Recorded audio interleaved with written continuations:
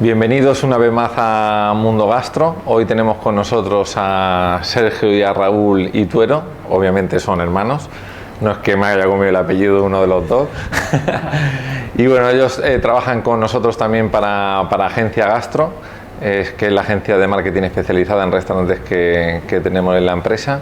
Y bueno, ellos son creativos y son expertos en naming. Así que bueno, contanos un poco vuestra trayectoria y vuestra experiencia dentro de este mundo. Bueno, pues yo empecé en publicidad allá por el lejano año 2000, cuando el efecto 2000. Sí, cuando el euro, el mes. Parece que se iba a acabar el mundo. Y luego ha durado 24 años más, por lo menos. O sea que llevo ya 24 años dedicado a la publicidad, más los 3 que estuve en la escuela de publicidad. Empecé en agencias relacionadas con lo digital, sobre todo, que era lo que en aquella época se llevaba, y luego digamos que he abordado prácticamente todas las disciplinas del marketing, ya sea spots de televisión, cuñas de radio, marketing de guerrilla, casi todo lo que se puede hacer en el mundo de la publicidad. Creo que lo he hecho, imagino que no todo, pero casi todo, hasta que en el año 2010 pues montamos nuestra agencia de publicidad, Madrina Sau, y luego surgieron otras marcas como Damename, que es una agencia especializada en naming, o Conpoco, que es una agencia especializada en el tercer sector. Esto es ONGs, fundaciones, asociaciones, etc. Y más o menos ese es el resumen. Igual mi hermano quiere añadir algo. Sí, bueno, en mi caso yo llevo 10 años menos, desde 2010 obviamente. Vengo del mundo del medio ambiente, pero cuando Sergio decidió montar la agencia, pues decidí dar un giro en mi vida y enrolarme con él. Y pues bueno, como bien decía, pues desde 2010 que fundamos Damename, pues llevamos ya más de 250 nombres a nuestras espaldas, que ya son unos cuantos. Y pues estamos especializados en nombrar y renombrar empresas, productos, servicios. Al final estamos enfocados en cualquier sector, podríamos decir, pero especialmente en el mundo de la hostelería, de la restauración, pues también tenemos bastante experiencia y es un sector que la verdad que nos gusta mucho. Y hablando de nombre, o sea, ¿qué puede diferenciar a nivel de...? Porque las personas que nos están escuchando, nos están viendo, son o empresarios de hostelería o personas que quieren abrir un restaurante. O sea, ¿qué diferencia hay a nivel de enganchar al público objetivo que quiere enganchar el restaurante entre un buen nombre y un mal nombre? A ver, un nombre es... un buen nombre es muy importante. Nosotros decimos que no es lo más importante. A ver, por decirlo de otra manera, todo es importante. Es importante la decoración, es importante la amabilidad de los camareros, es importantísima la calidad de la comida. No hay detalle que se nos pueda escapar, y el nombre es un detalle más que se puede o cuidar o descuidar, ¿no? Si lo cuidas, es decir, si eliges un nombre que sea evocador, por ejemplo, estamos en un precioso sitio donde se come muy bien, que se llama Ikigai. Sí. Es un restaurante japonés. Bueno, pues Ikigai ya es una palabra que te está evocando de alguna manera a Japón, y además tiene un bonito significado, es la razón de vivir, y a partir de ahí pues tú puedes hacer una conexión con la marca que es pretérita al hecho de comer en el restaurante. Es decir, que antes de comer en el restaurante ya estás imaginando un poco lo que te puedes encontrar aquí, ¿no? Si a este restaurante lo llamáramos Hiroshima, estaríamos también nombrándolo con algo japonés, pero que nos estaría remitiendo a algo que no nos suena positivo, que nos suena negativo, ¿no? Hay un montón de ejemplos de cómo los nombres ayudan o perjudican a una marca. Por ejemplo, la pescadilla negra, que es como se ha llamado siempre, es un pescado que se recoge por ahí por la zona de Chile, pues vendían tendente a 0 de toneladas al año. Le cambiaron el nombre precisamente a pescadilla chilena y ahora se venden muchísimas toneladas de ese pescado. ¿Por qué? Pues porque el negro es un nombre que nos puede sonar bien para determinadas cosas, pero quizá para la comida no, más aún para un pescado tampoco. Entonces todo está muy profundo en los pliegues de nuestro cerebro, es realmente complicado dar con algo que pueda activar las partes positivas de nuestro cerebro y es fácil dar con algo negativo, con algo que no conecte. Entonces nuestra labor es hacer que esas neuronas buenas, digámoslo así, conecten y te lleven hacia ese restaurante. Y luego habitualmente después junto con el nombre se puede acompañar un descriptor, ¿no? O sea, ¿qué es el descriptor y para qué sirve en la identidad verbal de un restaurante? Sí, nosotros siempre decimos que un nombre es una herramienta de marketing en sí mismo, pero además puede ir acompañado o debe ir acompañado de un descriptor que cierre, por así decirlo, el nombre, que vaya definiendo la actividad o el tipo de producto al que vamos a comer en un restaurante. Y luego a su vez se pueden ir añadiendo pues una serie de slogans que van haciendo que esa pirámide de la identidad verbal, aparte de los textos, pues vayan cogiendo forma y vayamos configurando un storytelling, ¿no? Donde realmente ya vayamos aterrizando toda esa información que queremos condensar de qué restaurante estamos ofreciendo a nuestros clientes, pues ya sea un restaurante mexicano o japonés o ya sea una hamburguesería, ¿no? Y nos va a ir, pues por así decirlo, aterrizando la marca en sus diferentes aspectos, ¿no? Vale. ¿Quieres añadir algo más? O sea, hablabas de eslogan y descriptor. O sea, ¿qué diferencia hay entre un eslogan y un descriptor? Bueno, el descriptor, tal y como lo entendemos nosotros cuando trabajamos para Agencia Gastro, es una supersíntesis de la promesa del restaurante, ¿no? Por ejemplo, cuando pusimos el descriptor de Ikigai, justamente elegimos un japo igual que ninguno. Ahí, ¿qué es lo que estábamos pretendiendo explicar? Bueno, pues primero que es un restaurante japonés, lo cual está bien decirlo porque te tiene que situar ya en una gastronomía.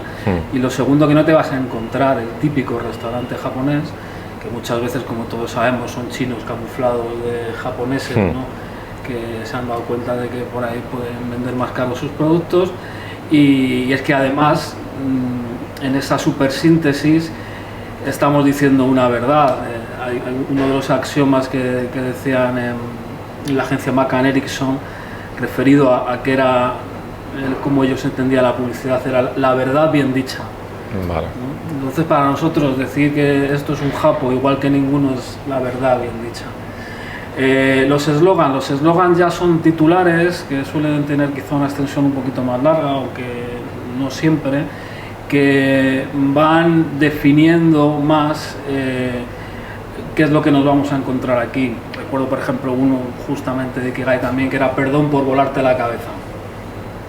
Pues sí, pues cualquier persona que venga aquí al restaurante de John, que es su chef, pues justamente al no encontrarse con el típico japonés le va a sorprender. Y además, con ese perdón por volarte la cabeza, estamos diciendo que además es un sitio moderno, un sitio donde no tenemos prejuicios, donde no vas a ser muy clásico, no te vas a encontrar un japonés como no sé, como pueda ser el Mikado, por decir algo, ¿no? Sí. Que fue el primer japonés de Madrid.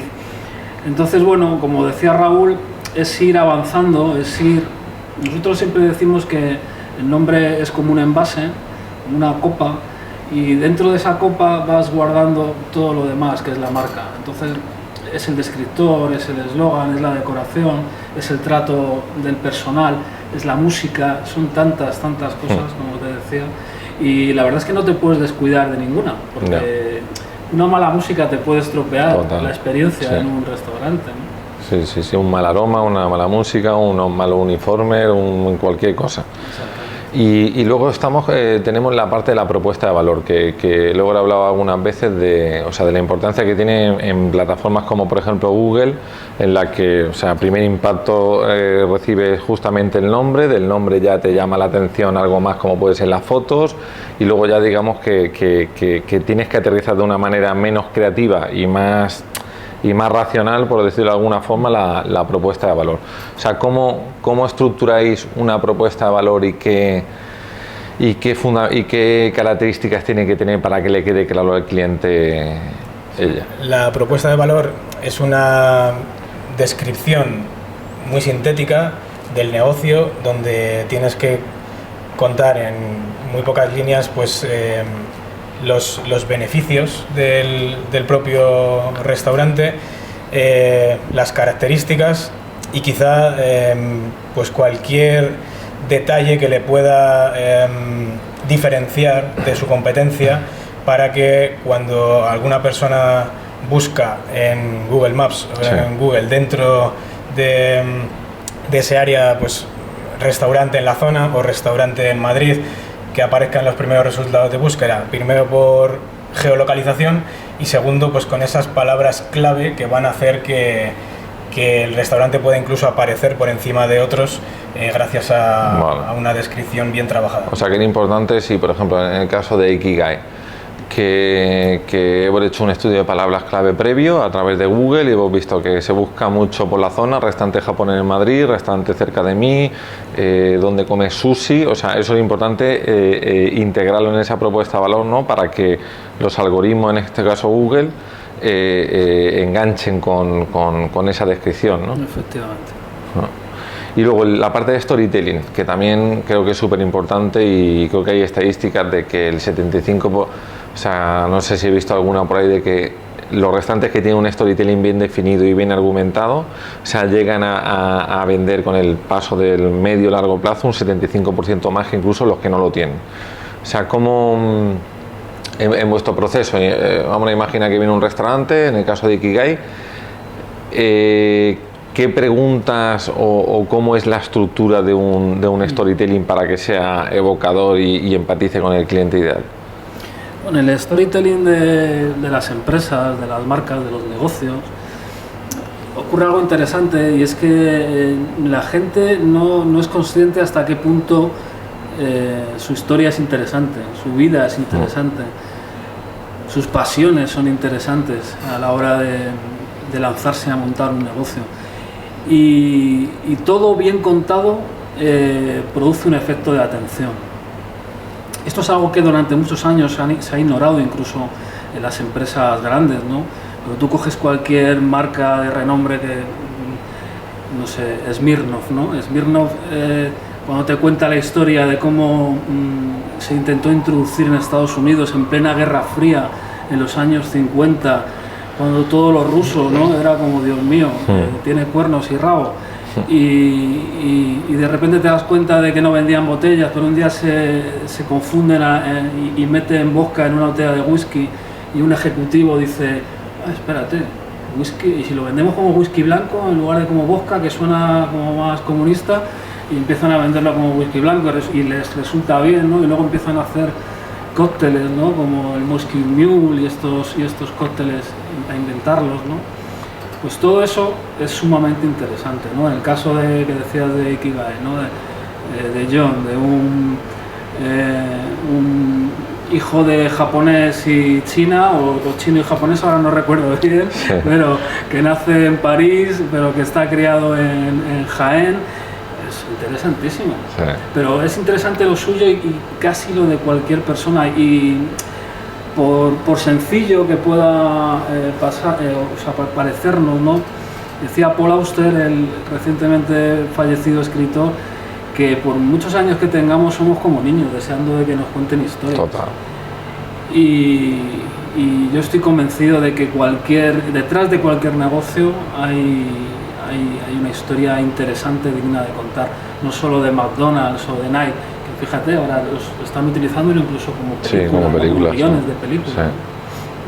Sí. Y respecto al, bueno, yo sé de primera mano que soy unos cracks con el tema del marketing de guerrilla, y ahí hay muchísima gente que nos está escuchando que eso le suena, nunca mejor dicho, le suena a chino.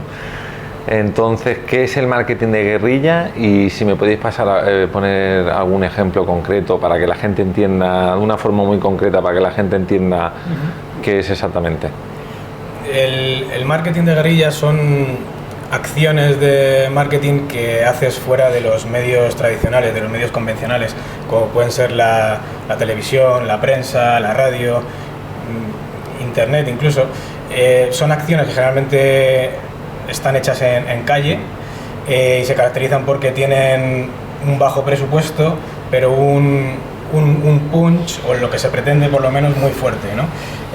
¿Por qué? Porque son acciones que se pretende que sean viralizables. Vale. ¿Por qué? Porque están hechas en una localización en particular, porque son muy creativas, porque es algo muy sorprendente para el restaurante o para la empresa que lo realiza. Entonces, lo que se pretende es, con poquito presupuesto, con escaso presupuesto, hacer algo que tenga un impacto muy fuerte. ¿Y me podríais poner algún ejemplo de marketing de guerrilla? ¿Algún ejemplo, aunque no sea de hostelería, pero algún ejemplo para que la gente lo entienda? Pues justamente y desgraciadamente el marketing de guerrilla es de lo que menos acciones publicitarias se suelen hacer.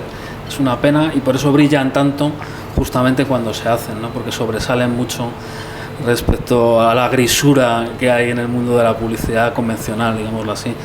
Nosotros hace años trabajábamos para The Walt Disney Company, y cuando lanzaron en España la peli Inside Out, que aquí se llamó Del Revés, y ahora acaban de lanzar la segunda parte, y que trata sobre las emociones y que son como muñequitos que tenemos en nuestro cerebro, pues se nos ocurrió hacer la primera crítica cinematográfica sin palabras.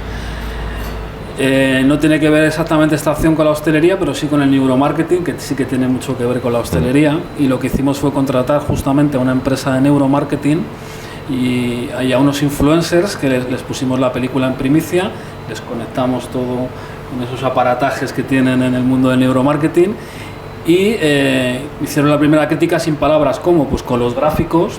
Vale. Que nos iban mostrando cuándo habían sentido tristeza, cuándo habían sentido ansiedad, cuándo habían sentido miedo, alegría, etcétera. Y esa acción, ¿qué es lo que produjo? Bueno, pues que con su consiguiente nota de prensa pues saliese en varias televisiones. Muchas veces con las acciones de marketing de guerrilla lo que se pretende es, primero, que haya, como decía mi hermano, una viralidad. Vale. Es decir, que si alguien pasa por allí, en este caso no podía pasar nadie porque era en indoor, ¿no? En los recintos privados de Disney, ¿no? Pero cuando es en la calle, que la gente fotografíe, que grabe, que lo pase, o bien que nosotros lo grabemos bien, hagamos buenas fotos y se lo pasemos a los medios de comunicación. Y que ellos entiendan que eso que hemos grabado es noticiable, sería la palabra que define esto, que para un periodista tenga cierta relevancia. ¿Dónde suele ir esto? Pues en casi todos los telediarios suele haber una parte que es un cajón desastre, sí, que es noticias de sociedad, ¿no? Noticias ligeras, que suelen tener un punto divertido, simpático, etcétera. Y muchas más veces de las que igual hasta nosotros podíamos imaginar ha resultado y hemos salido, ¿no?, en medios de comunicación, a veces de gran calado, pues La Sexta, Televisión Española, y eso son muchos millones de personas viéndote.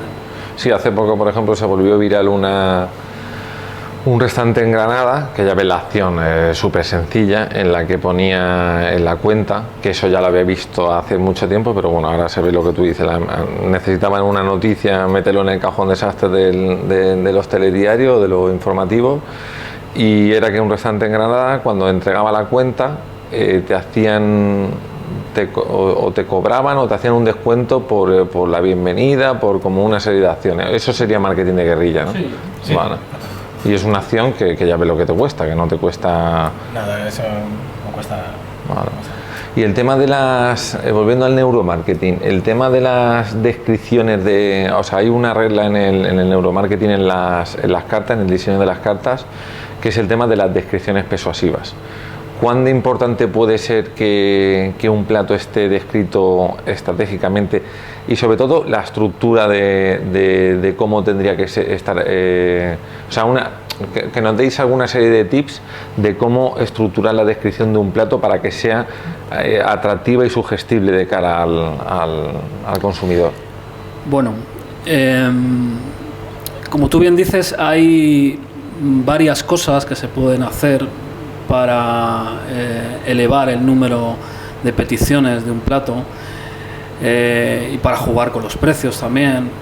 Por ejemplo, una muy sencilla es quitar el símbolo del euro o del dólar, solo poner el número.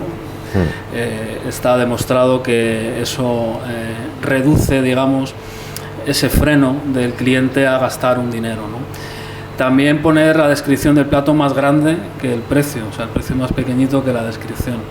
Y luego, en la propia descripción del plato, pues ahí es donde entra el arte del redactor publicitario, que en este caso también nosotros recomendamos ese tipo de cosas, lo haga un redactor publicitario, como los que podéis contar con Agencia Gastro, en el que describe un plato de la manera más sugestiva posible. No es lo mismo decir pizza margarita que pizza con tomate de la huerta de Almería, con queso traído directamente desde la ciudad italiana de Parma. Todo eso, el dar detalles, por ejemplo, de los ingredientes en concreto, de dónde vienen, dan un aporte de calidad extra al plato. Y luego se puede utilizar los verbos y los adjetivos como se utilizan en un poema o como se utilizan en una novela, para crear una ambientación alrededor de ese plato. Y eso también está demostrado por experimentos que se han hecho directamente en laboratorio, que hace que la gente, incluso que haya una especie de salivación, un rollo perro de Pavlov, ¿no? Que claro, nosotros tenemos aquí arriba tenemos un instrumento muy potente que es capaz de imaginar lo que va a tomar, ¿no? lo que va a comer. Y esa imaginación también ayuda mucho a justificar el precio, ¿no? O sea, es decir, si nosotros estamos leyendo algo que ya casi nos tiene convencidos, cuando llega, aunque parezca increíble, nos va a saber mejor. Ese preconvencimiento nos va a servir mejor que si nos encaramos a un plato, digamos, un poco a ciegas. Pues cuando llega a nuestra mesa, si no nos convence mucho, pues luego va a ser más problemático, incluso a la hora de, ¿por qué no?, de interponer una queja, ¿no? Vale. Sí. Totalmente de acuerdo. Hablando de estrategias de email marketing o SMS marketing o como se llame, vamos a suponer que tengo un restaurante, ¿vale? Que tengo una base de datos que han entrado a través del sistema Reserva Online, hoy como casi todo el mundo, y el que no deja los datos a través del sistema Reserva Online los coges por teléfono y ya lo meten en tu CRM particular.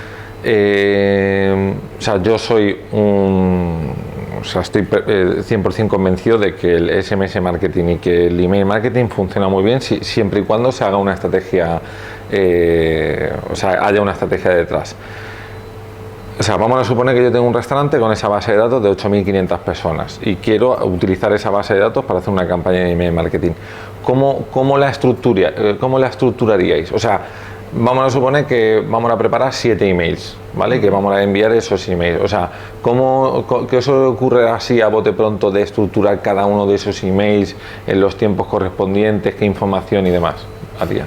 Sí, a ver, cuando un restaurante dispone de una base de datos de 8.000 usuarios, al final eso es una mina de oro, ¿no? Una mina de oro que hay que explotar siempre con coherencia y dentro de la legalidad, ¿no? Para que ese email no vaya a la carpeta de spam o ese SMS no se borre al instante.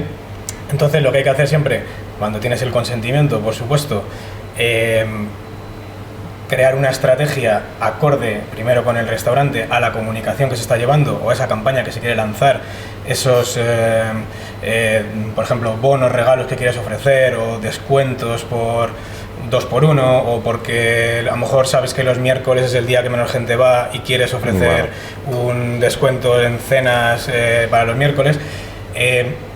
Lo más importante de todo es que esté muy segmentado, ¿vale? Que no te lleguen, como usuario, que no te lleguen mensajes no deseables, ¿vale? O sea, que intentar siempre tener segmentado por, pues si puede ser por edad, por sexo, por tipología, porque siempre puedes tener en ese CRM más información, ¿no? Y puedes enviar una campaña de SMS a unos ofreciéndoles una promoción y a otros enviarles otras, o incluso hacer combinaciones, ¿no? Pues enviar un email una semana y a los 15 días un SMS, ¿no? Siempre que esté también la opción en el SMS y en el email, pues de desuscribirse, ¿no? Que eso también es importante, que si alguien que sienta que él tiene el control de la comunicación para que no sea intrusivo y sea invasivo, ¿no? Pero consideramos que es un filón, o sea, realmente no está en desuso ni mucho menos. Además ahora el email marketing pues te da la opción de meter vídeos embebidos o meter GIF o meter mensajes más atractivos. Por supuesto tiene que ser un asunto muy atractivo para que no vaya de nuevo a la papelera. Sí, que vaya a archivarse con la papelera. Correcto. Y luego pues estructurado pues con tus titulares, subtitulares, incluso la preview, ¿no? Que es esa letrita que te viene en gris en la parte del email, ¿no? Eso también es importante porque es lo que se ve en la bandeja de entrada del usuario. Y luego por supuesto con un cuerpo de texto pues bien definido, con copywriting detrás, sugestivo también, ¿no? Y algunos ejemplos concretos, o sea, porque yo recibo el email de muchos restaurantes a los que estoy suscrito y demás, pero casi siempre caen en el topicazo de siempre decir lo mismo, o sea, ven a visitarnos y van a disfrutar de una experiencia memorable y te lo pueden enviar ese email 35 veces durante el mismo año, pero cambiando las palabras. O sea, ¿cómo podríamos llamar la atención de ese público objetivo concreto? Imaginándonos que es Ikigai, ¿vale? Que es un restaurante concreto, con un público objetivo concreto, con un estilo de oferta gastronómica concreta. O sea, 3, 4 emails que se le ocurra así a bote pronto para enganchar al lector. Mi hermano ha dicho una clave que es muy sencillo, pero es increíble la de veces que se obvia, ¿no? Que es el asunto. Ya. El asunto es la entrada a un email. Si el asunto no te parece interesante, no vas a abrir Está el email, muerto. ¿no? Entonces, eso tiene que estar muy pensado y muy meditado. Y lo normal para que se produzca esa apertura es ofrecer ya algo. Cuando digo ofrecer algo no me refiero a que tenga que ser una promoción ni un 2x1, nada de eso, sino que para clientes que ya suponemos que conocen en este caso el Ikigai, porque han rellenado una pequeña solicitud para recibir esos emails, habría que enviarles ese email solo cuando el restaurante tiene alguna novedad que ofrecer desde mi punto de vista. Por ejemplo, si se abre el servicio de omakase, ¿no? De ponerte en manos del chef para que él te haga los platos que él considere que te van a gustar, pues se lanza ese email. Que se incluye un nuevo plato, igual se puede lanzar otro email, igual respetando esa privacidad del cliente y no saturándole. O sea, yo creo que en el caso de un restaurante, un email al mes puede estar bien, puede no molestar. Más quizá podríamos entrar ya en terrenos un poco pantanosos, ¿no? Si de repente tiene un premio el chef de algún tipo, me parecería una buena razón también para mandar un email. Sería... Sí, algún plato nuevo que me haya metido en la carta. Efectivamente. Y de vez en cuando también lanzar alguna promoción. Lo que pasa es que las promociones no pueden vertebrar una estrategia de marketing. Las marcas que son muy promocioneras, que es como se llama justamente en el mundo de las agencias de publicidad, suelen conseguir bastantes pedidos muy rápido, pero se queman muy rápido. Ya. Y la marca se devalúa mucho. ¿Por qué? Porque la gente ya solo quiere de ellos, solo les quiere por su dinero, digámoslo así, ¿no? O por el ahorro, por esos 2x1, lo que sea. Entonces, la promoción siempre hay que utilizarla como una pequeña bomba que tienes ahí guardada, pues si un día la cosa está un poco baja, pero no hay que saber sacarla, hay que sacarla en ocasiones especiales, podríamos decir. Bueno. ahora está todo el tema de moda, que no sabemos si es una moda pasajera, una moda que se va a quedar o lo que sea, pero con el tema de la inteligencia artificial. También en una reflexión también a nivel personal, ¿de vosotros creéis que la inteligencia artificial va a ser beneficiosa para todo el tema de la creatividad y el desarrollo de identidades verbales, de diseño gráfico, de diseño web, en todo lo que tenga que ver con el marketing de restaurantes? ¿Creéis que es beneficiosa o que va a ser perjudicial? Sí, por supuesto que va a ser beneficiosa, sin duda, porque al final es una herramienta más. O sea, no pensamos que la inteligencia artificial, tipo ChatGPT o cualquier otra herramienta que te genera logotipos, por ejemplo, no pensamos que eso vaya a sustituir nunca a un copywriter o a un diseñador, porque tiene que haber alguien que filtre esa información. O sea, realmente te puede ofrecer insights para luego tú cogerlos. No tiene ningún sentido desde nuestro punto de vista decir a ChatGPT dame 100 nombres de un restaurante y presentarle a un cliente 100 nombres. No. Eso no tiene ningún sentido. A un cliente habrá que presentarle 4, 5, 6 nombres con un racional, con un porqué, con un storytelling detrás, ¿no? Por qué se han elegido. Entonces pensamos que es una herramienta. O sea, nosotros no somos ludistas, no vamos a ir reventando las máquinas, o sea, esto es como si a un agricultor le dices que prefiere un azadón o un tractor con ordenador, como tienen ahora dentro, ¿no? Pues, ¿qué va a preferir? Con aire acondicionado y está que la cosechadora trabaja sola, ¿no? Pues al final las herramientas están aquí para usarlas, tenemos que adaptarnos a ellas y por supuesto que va a ser siempre útil para nosotros. Si tienes algo... A ver, como decía Niels Bohr, predecir es muy difícil, especialmente el futuro. Entonces,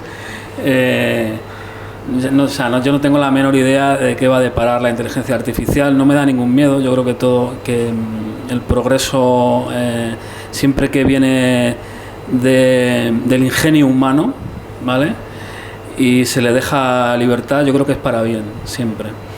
No sé si algún día la inteligencia artificial será capaz de hacer nombres originales, evocadores, descriptores, eslogans. No sé ni si serán capaces de hacerte un cocido madrileño, un robot. Es posible que sí. Pues sí. Luego habría que ver qué valor le da la gente a eso, ¿no? Claro. Porque en el año 2024 seguimos sabiendo que la gente le da valor a la artesanía, por ejemplo. Se ha puesto mucho más en valor ahora de lo que estaba hace 5 años. Respecto a las cosas hechas en serie, ¿no? Entonces, el ser humano también es impredecible en ese sentido, lo cual es muy bonito. Nunca sabes dónde van a estar sus preferencias dentro de un tiempo. Y al igual que volvieron los vinilos después del Spotify, pues qué sé yo, ¿no? Hasta qué punto eso puede ocurrir. Yo, como te decía, Eloy, estoy tranquilo. Cada día tendrá su propio afán, como decía Jesucristo en el Sermón de la Montaña, y ya está. Totalmente de acuerdo. Que venga lo que tenga que venir. Coincido también. Yo creo que se va a poner, por ejemplo, en los restaurantes, lo hablábamos hace poco, en una conferencia que decíamos que, o sea, claro, hay un problema de personal en la que los restaurantes, para dar de comer a tanta gente, se van a tener que robotizar. O sea, las salas se van a tener que robotizar completamente porque no va a haber personal. Pero eso sí que lo que va a pasar es que va a poner en valor mucho más el servicio humano, y la gente va a tener que pagar más dinero de lo que está pagando ahora por un servicio humano, con equivocaciones y con todo lo que conlleva el tema. Y la inteligencia artificial obviamente va a ser una herramienta que yo la utilizo, bueno, nosotros la utilizamos ya casi todos, aunque no creamos que no la utilizamos, pero sí que la utilizamos, porque la aspiradora esa que va sola, eso va con inteligencia artificial, la nevera esta o el reloj que te está midiendo los pasos, todo eso es inteligencia artificial. Lo que pasa que hay gente pues que le saca más partido y lo aprovecha a su favor, y en base a otra gente que se alarma y que... Sí, y como bien dices, ahora mismo es muy complicado encontrar un profesional de la restauración, un camarero o una camarera que lleve 25 o 30 años de experiencia, ¿no? Y que, o sea, es muy complicado, e incluso Creo que hay mucho baile también, ¿no? de gente que salta de un negocio a otro, incluso de un sector a otro. Entonces, por ejemplo, el tema de las cartas digitales, que eso es inteligencia artificial también, las cartas digitales pues pueden hacer que si un camarero no es buen vendedor, pues que con una carta digital directamente tú puedas hacer promociones, hacer banners, resaltar productos que te interesa vender en el momento, porque incluso puedes, si tienes algo que va a perecer en un cierto tiempo y te interesa ofrecerlo, puedes hacer una promoción especial.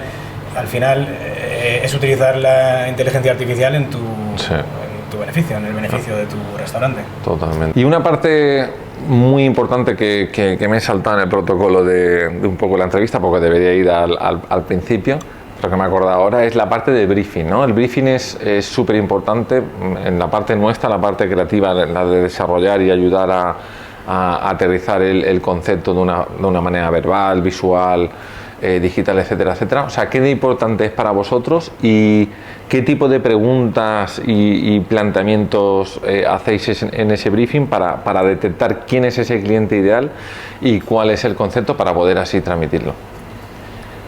Pues el briefing es a una agencia de publicidad lo que las instrucciones a alguien que va a montar un mueble de IKEA. Imagínate que te quitan las instrucciones, pues yo con instrucciones ya me cuesta. Es fundamental. Normalmente nosotros cuando nos enfrentamos a un nuevo trabajo no conocemos nada del cliente, ni de su producto o servicio, si es lo que ofrece, de sus clientes a su vez, cómo son. Esa es una parte, por ejemplo, importantísima, ¿no? ¿Quién te compra a ti? A veces es muy interesante hacer lo que se llama un buyer persona. Buyer persona es que tú definas a un personaje que es irreal, pero lo intentas dotar de todos los rasgos posibles, reales, ¿no? Pues mira, mi cliente tipo se llama Ana, vive en Madrid, trabaja en un bufete de abogados, tiene 2 hijos, está divorciada, ¿vale? Y te vas imaginando como varios clientes que tú de alguna manera has visto que son recurrentes en tu restaurante, ¿no? O todo lo contrario, o tu tipología de clientes son amigos del barrio que vienen a tomar raciones y cañas, ¿no? Y que tienen un equipo de fútbol y que lo usan de una manera muy distendida. Y luego realmente en el briefing cabe todo. Es un espacio en el que cuanto más nos cuentes, mejor para nuestro trabajo. Mi hermano y yo bromeamos a veces que hemos tenido briefings que cabrían en un post-it. Y a veces te preguntan, ¿no? ¿Qué interés puede tener alguien en tener un buen nombre cuando parece que no tiene interés ni en su propio negocio, ¿no? Que no sabe sacarle el más mínimo jugo, ¿no? a lo que tiene, a lo que ha creado o a lo que está a punto de crear, ¿no?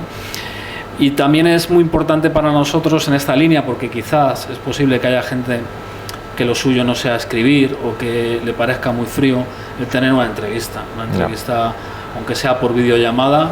La verdad es que suele ayudar muchísimo a tener esos datos que se escapan en un briefing, de rellenar, digámoslo así.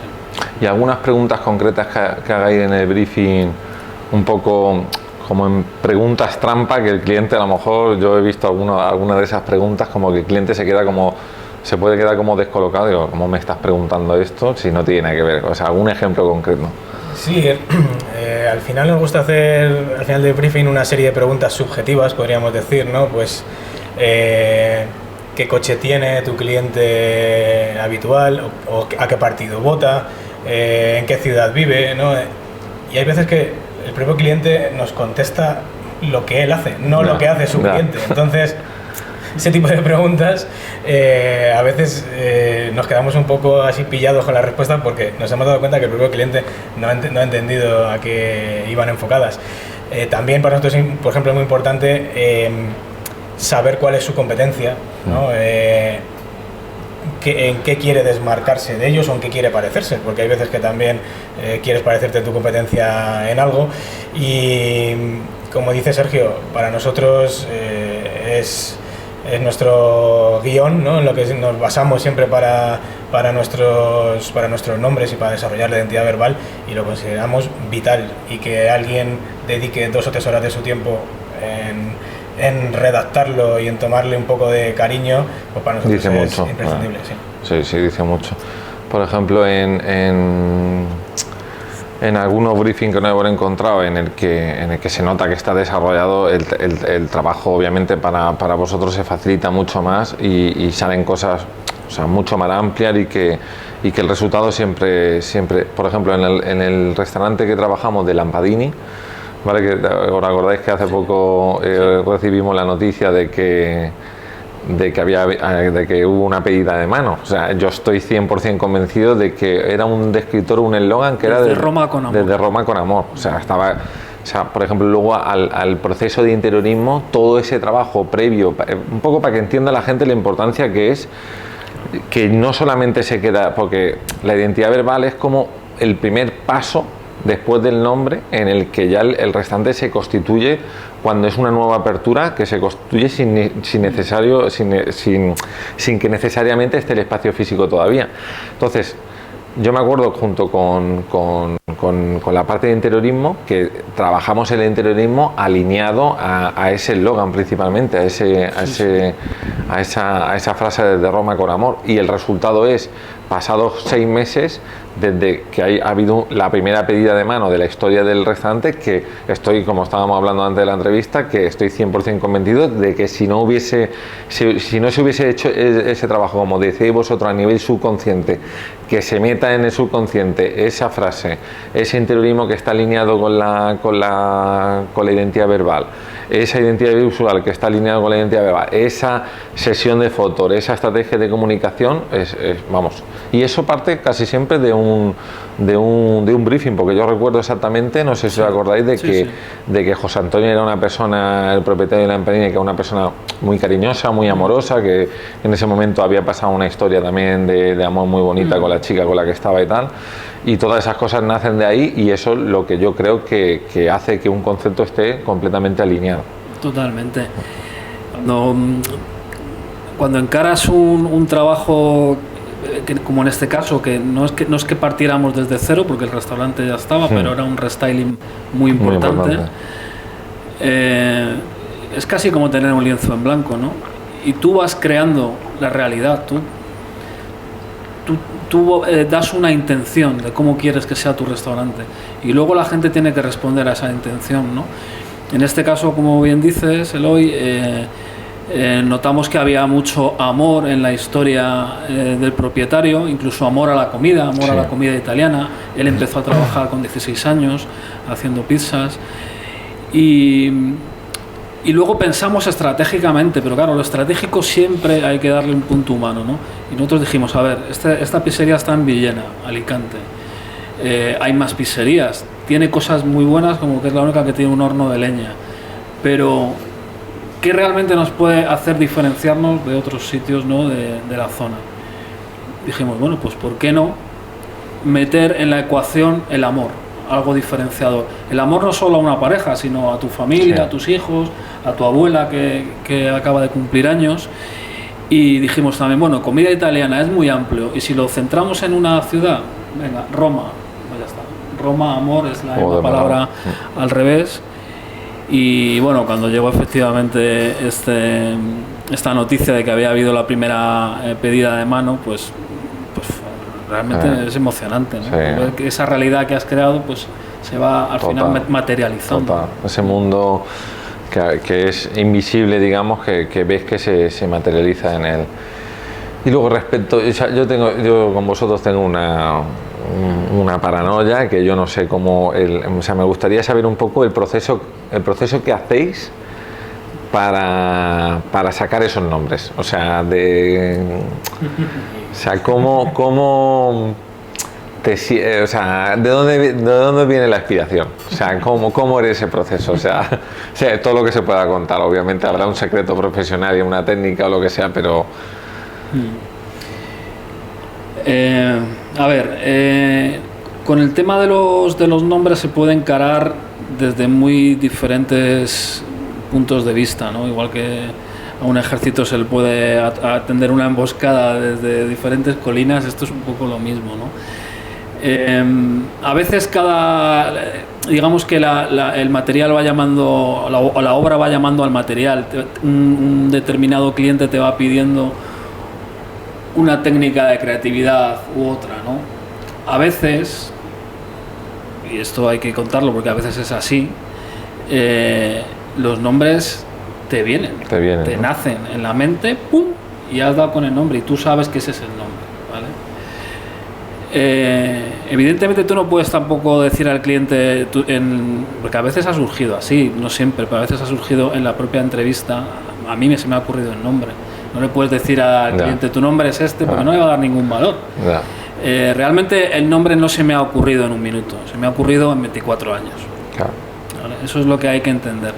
El hecho de que a nosotros ahora tengamos una facilidad para crear nombres, eslogans y tal, no es porque sea por ciencia infusa, es porque tenemos una experiencia ya muy grande dedicándonos todos los días, casi todos los días de nuestra vida, por no decir todo, porque se trabaja a veces sábados y domingos también en esto, ¿no? La manera más normal de trabajar es con listados de nombres, ¿vale? Son listados de nombres que van saliendo un poco de una forma casi automática, como en bruto, ¿no? Entonces vas haciendo nombres, leyendo el briefing y viendo cómo beneficios del propio briefing te van llevando a palabras que están relacionadas, y luego pues filtrando de 1000 nombres a lo mejor, 500, 250, 200, 100, y nosotros nos solemos quedar con 4 nombres, 3, una cosa así, normalmente. Y luego pues, como te decía, dependiendo del trabajo, pues a veces hacemos mapas mentales, ¿no? Pues tenemos una pizarra y pones una idea central en el medio y luego de ahí van saliendo como satélites que te llevan a otras ideas. Pero claro, aquí con el principal escollo que nos encontramos es con que el nombre no esté registrado. Entonces, ¿no? Por muy divertido que sea el nombre que se te ha ocurrido, tiene que pasar obligatoriamente por ese hueco, que es el hueco de que no esté en la Oficina Española de Patentes y Marcas. Por eso a veces es mejor tener una buena cantidad de nombres a sabiendas de que no te van a servir muchos de ellos, porque ya alguien se te adelantó. ¿Y el tema del registro cómo funciona? O sea, ¿qué pasos hay que dar, qué especialistas hay que contratar, etcétera, para que luego no tenga ninguna sorpresa, como muchos negocios no he encontrado, de que, o sea, o han pagado pastizales para comprar ese registro o directamente han tenido que cambiar el... Sí, existen varios buscadores, pero vamos, lo más importante es que de manera manual lo puedes hacer de manera gratuita en la Oficina Española de Patentes y Marcas o en la Oficina Mundial de la Propiedad Intelectual. Ahí es donde vas a encontrar todas las bases de datos. Primero en la de España vas a encontrar la de España y Europa, y en la otra podrías encontrar también todos los datos de manera internacional. Hay que tener en cuenta que a día de hoy hay casi 100 millones de marcas registradas. En el mundo de la restauración no sabría decir, pero habiendo 45 clases de Niza, pues me aventuro a decir que podrían ser entre 2-3 millones de restaurantes, por lo menos, a nivel mundial. Entonces, lo más importante es que elijas primero tu clase de Niza, la que sea, en la clase de restauración, la 43, o si la quieres enfocar en la 35, que sería pues el genérico, por así decirlo, de servicios comerciales. Y luego lo ideal es que pues haya detrás un gabinete jurídico especializado en marcas que te va a dar un porcentaje de éxito mayor a la hora del registro. Cuando digo un porcentaje de éxito mayor es porque el 100% de fiabilidad no existe. ¿Por qué? Porque siempre puede haber una empresa con un nombre igual o parecido que cambie una sílaba, un par de letras, alguien que sea una empresa grande que no quiera tener ningún tipo de nombre alrededor de su competencia parecido, y al final, si tú tienes un gabinete jurídico grande detrás y eres una empresa grande, no vas a permitir que nadie se llame parecido a ti, ¿no? Puede haber el caso de Hugo Boss, por ejemplo. Sí, ha sido un caso muy reciente, por ejemplo, que hemos tenido con una empresa de detergentes peruana, porque trabajamos nosotros de manera internacional para toda Hispanoamérica. Pusimos el nombre de Lavos, ¿vale? Todo junto, que podría ser el símil de eres el jefe de los lavados, o la jefa de los lavados, con Bosch, ¿vale? Con 2 S, y Lavo de lavar. Pues ha habido una oposición de marca de Hugo Boss en la clase de Niza 3, que está relacionada con el tema de detergentes, pero también con el tema de perfumería y demás. Entonces, en ese caso, pues directamente no hay nada que hacer. Hay que hablar siempre con el cliente antes de contratar el servicio, de que esto no es una ciencia exacta, hay que ser conscientes, ¿no? Entonces, se retrabaja otra vez varios nombres, incluso si a alguno de los finalistas también le había gustado, pues se puede hablar con él. Si se han presentado 4 o 5 nombres, se retrabaja, se piensa un nuevo descriptor y varios eslogans y se procede de nuevo a ese registro. Pero hay que decir, pues eso, que el 100% de fiabilidad no lo tiene nadie, porque estamos jugando con 28 letras, ¿no?, del abecedario, sí. 27, no. Quitando... Entonces, pues las casualidades existen. Pero bueno, también, por ejemplo, en el tema de la restauración existe, bueno, de los productos alimenticios, existe Lotus Bakeries, existe Lotus de marca de reloj y existe Lotus de coches. Entonces, si no estás en la misma clase de Niza, no hay competencia, entonces las marcas pueden convivir. Puedes entrar, porque no hay una marca que yo sepa a nivel mundial que esté registrada en las 45 clases de Niza. No tendría sentido, no habría razón para poderle conceder todas las clases. Sí, Mercedes, por ejemplo, no tiene que esté en la clase de detergentes, o sea, no tiene... Eso es. Vale. El tema de las reseñas, porque una parte importante, como siempre digo yo, porque reseñas negativas te van a poner siempre, sí o sí, ¿vale? Ya sea de alguien que haya tenido un mal día en su casa y lo pague con el restaurante o lo que sea, y eso hay muchos hosteleros que se lo tienen que meter en la cabeza y que no se frustren, porque eso es incontrolable. Y las reseñas no van a desaparecer, porque son, como sabemos, son por no decir el factor más determinante muchas veces para elegir un restaurante u otro, ¿vale? Si no conoces la zona y con algunas casuísticas concretas. Es muy importante y está demostrado que la gente, o sea, aunque tú tengas un 4,6 y tengas a lo mejor de la casualidad que tienes 2 reseñas negativas en primera posición porque ha dado la casualidad, es muy importante a la hora de en el momento de contestarle al propietario. ¿Qué consejos y cómo enfocaríais vosotros esas respuestas en el caso de ser el propietario? Pues aquí como este maravilloso personaje de la que se avecina, mente fría. Aquí no se puede contestar con el corazón y con impulsividad.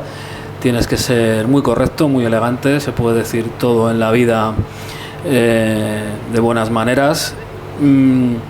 Es muy importante también, los americanos, que de atención al cliente saben un montón, tienen un dicho que es: una queja es un regalo. Es decir, una queja puede ser una alerta de que un camarero tuyo está haciendo mal su trabajo, de que hay un problema con la cocina. O sea, hay que ser, lo primero, humilde y entender que eso puede ocurrir. Si se ha producido una injusticia por parte del cliente, si está exagerando, si, como dices tú, el que tiene el mal día es el cliente y no el cocinero, pues se le contesta y como te decía, se puede contestar con total tranquilidad. Si por el contrario ha sido un fallo del restaurante, pues disculpas, ¿por qué no? Una invitación, un detalle y siempre sin exaltaciones, porque curiosamente está también contabilizado, ¿no? Por estudios recientes, que la gente lee también las respuestas del restaurante a los comentarios negativos. Entonces, un posible cliente que está leyendo a un propietario fuera de control, llegando casi al insulto personal, ¿no? Como hemos leído en alguna ocasión, eso automáticamente te está quitando la posibilidad de que ese cliente vaya a verte. Sí, totalmente. Sí, bueno, y quizá también añadir que el tiempo de respuesta también es importante. lo ideal sería contestar en no menos de 24 horas. No. ¿No? Sabemos que a veces es complicado, pero si le dedicas unos minutos de tu día o alguien de tu equipo a contestar ese tipo de comentarios, pues también la propia persona que ha puesto el comentario negativo va a ver que la has vuelto a atender bien, y esa persona que ve que tú has contestado, pues igualmente lo va a valorar de manera positiva. Igualmente Google también lo va a valorar. Que vea que tú promueves ese respeto y esa respuesta, y ofreciéndole, pues como decía Sergio, si puede ser, ven de nuevo y te atenderemos de la mejor manera posible o con descuento. Totalmente. El tema de una campaña publicitaria, o sea, vamos a suponer que de crear una campaña publicitaria en el metro, en una marquesina, o a nivel de copy, ¿qué estructura tendría que tener, o qué tips daríais un poco para que llame la atención y conecte con el cliente ideal?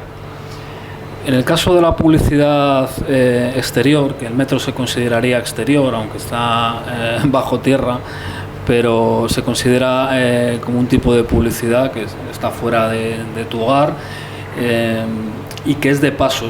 Ese dato es muy importante. ¿Por qué? Porque cuando algo es de paso, aunque es verdad que si la publicidad está en el andén del metro, pues puedes tener más tiempo para verla, pero normalmente tienen que ser mensajes muy directos, muy sintéticos. Es decir, copies cortitos y, muy importante, fotos profesionales. Esto es algo que la democratización de la fotografía pues ha hecho que prolifere mucho pues clientes que se creen fotógrafos, y no es así. No. Todos llevamos una cámara en el bolsillo, pero no todos somos fotógrafos.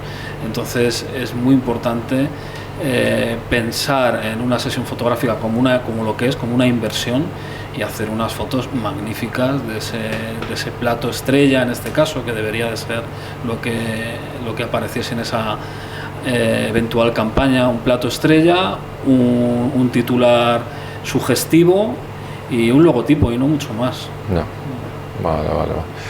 Bueno, y por último, ¿qué 3 consejos recomendaríais a una persona que está pasando por un mal momento, que tiene el restaurante, digamos, como mal estructurado, que no está consiguiendo clientes y demás, y a un perfil en el que quiere abrir un restaurante para que no caiga en esa situación a nivel del conocimiento que nosotros tenemos, obviamente saltándonos del tema de gestión y eso? ¿Qué 3 consejos recomendaríais para intentar lograr ese ansiado éxito que está buscando este perfil? Sí, bueno, para un negocio, un local que está pasando por vacas flacas, pues lo primero que se pare a pensar por qué, ¿no? Quizá que vea esos comentarios en Google, a ver a qué se deben, ¿no? A lo mejor eres un restaurante de carretera y te han construido una autovía al lado y resulta que es que ya no pasan camioneros. Bueno, pues habría que plantearse otra alternativa, ¿no? Pero sobre todo que se pare a pensar qué es lo que está ocurriendo, que vea si el local ahora mismo ofrece lo que debería, pues ya sea en tema de decoración, como hemos hablado, su propio nombre, su carta, sus trabajadores, su vestimenta, ¿no? Todo lo que engloba la atención al cliente en general, y bueno, pues que si tiene capacidad económica para invertir, pues ¿por qué no? Que piense en una agencia como Agencia Gastro, que tiene un equipo de profesionales de todas las disciplinas pues muy grande, y que realmente pueden hacer relanzar tu negocio desde una perspectiva que tú internamente no te habías planteado, ¿no? O sea, o al menos intentarlo, o un telefonazo, que nunca cuesta nada, y pues quizá es un paso para poder relanzar el negocio. Sí, bueno, yo en línea con lo que decía mi hermano, Abraham Lincoln decía que si él tuviera 4 horas para cortar un árbol, invertiría 2 en afilar el hacha, ¿no? Ya. Entonces, a veces hay que parar máquinas. Yo, en el caso que tú nos has mostrado, creo que primero esa persona que tiene ese restaurante debe de analizar en qué es bueno, lo primero. Si son patatas bravas, son patatas bravas, son Total. tan dignas como el mejor plato francés. Segundo, con lo que tiene, intentar mejorarlo visualmente, por ejemplo, decoración fundamental. Si detectas que el nombre no es el más adecuado, un mejor nombre, una mejor identidad visual, logotipo, etcétera. Y luego el mundo tiene que saber que existes. Da igual que haga las mejores patatas bravas de todo Madrid, que si la gente no lo sabe, no va a acudir. Entonces esa ya es la parte de la publicidad, de contarle al mundo qué es lo que eres y lo bien que lo haces. Y ahí ya pues hay 1000 y un maneras de hacerlo. Y lo mejor para un hostelero, desde mi punto de vista, una persona que pasa tantas horas de su vida dedicado a su negocio, creo que debe de hacer el esfuerzo económico y ponerlo en manos de profesionales. Lo puede hacer él, bueno, sí, es que por poder puedes hacer fotografías, tú también, como hemos comentado, sí, se puede hacer todo, pero lo vas a hacer peor, vas a invertir un tiempo que no tienes y no vas a obtener unos resultados como los que obtendrían unos profesionales. Entonces, es muy importante poner la palabra inversión a todo esto. Ese dinero no lo vas a gastar, ese dinero te va a rentar otro dinero que a veces puede multiplicar por mucho esa inversión. No sería la primera vez que eso sucede y además va a ser algo a largo plazo, ¿no? Así es que eso podría apuntar. Genial. Pues nada, chicos, muchísimas gracias. Ha sido un placer. La verdad que una masterclass en toda regla de dos auténticos cracks. Y bueno, seguimos juntos, seguimos trabajando. Próximamente tendremos alguna sorpresita, en una de ellas Phenomenus, una carta digital inteligente aplicando técnicas de neuromarketing gastronómico, y un nuevo libro que estamos escribiendo conjuntamente que se va a llamar Hambre de éxito, y que bueno, pronto recibiréis... Clientes. Hambre de clientes, perdón. No lo voy a cortar. Así que nada, un placer y nos vemos. Muchas gracias, Eloy. Gracias. Muchas gracias.